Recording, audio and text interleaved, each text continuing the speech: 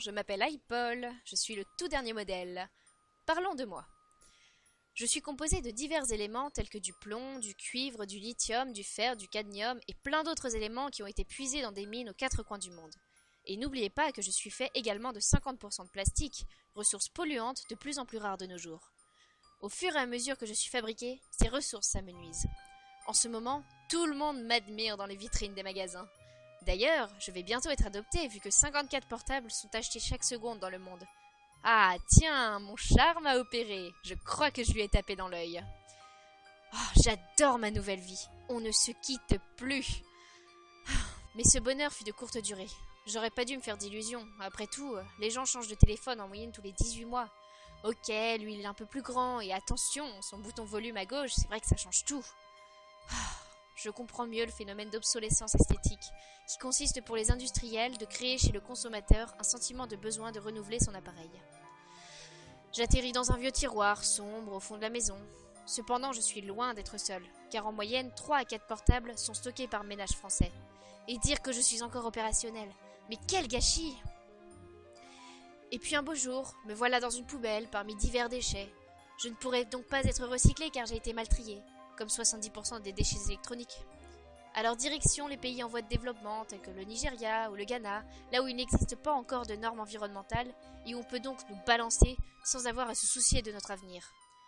Chaque année, 50 millions de tonnes de déchets électroniques sont abandonnés dans ces décharges à ciel ouvert.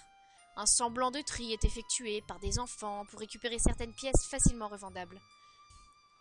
Je commence lentement à me décomposer et les éléments toxiques qui me constituent commencent à se répandre dans le sol.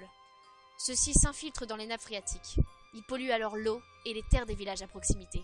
Moi qui étais si beau et si utile auparavant, je suis devenu un danger pour l'environnement et pour la santé des populations. Mais est-ce une fin acceptable et inévitable? Comment peut-on passer d'un produit si utile à l'homme à un qui finit par leur nuire? Il doit forcément exister une alternative pour nous revaloriser. Voilà ce qui aurait dû se passer. Elle aurait dû me rapporter dans un magasin de distribution lors de l'achat de son nouvel appareil. Même si aujourd'hui 43% des magasins refusent de nous reprendre, ils en ont l'obligation, donc n'hésitez pas à insister. Il existe en tout 12 000 points de collecte en France, comptant les magasins. Ainsi, elle aurait pu également m'emmener dans une déchetterie ou vers des réseaux solidaires. Cette phase de collecte est contrôlée par des écosystèmes comme Recilom ou Écologique, approuvés par les gouvernements. Plusieurs voies auraient alors été possibles. On aurait pu me trier, me réparer, puis me revendre ou faire des dons auprès d'associations. Ou alors, on aurait pu m'extraire mes substances dangereuses en toute sécurité et les éliminer selon des normes environnementales strictes. Enfin, les matières contenues en moi auraient été triées avant d'être utilisées pour la fabrication de nouveaux produits. Cependant, soyons réalistes, cette voie n'est pas la voie de la facilité. Cela présente un coût aux pays concernés, ce qui freine le développement de cette voie de recyclage.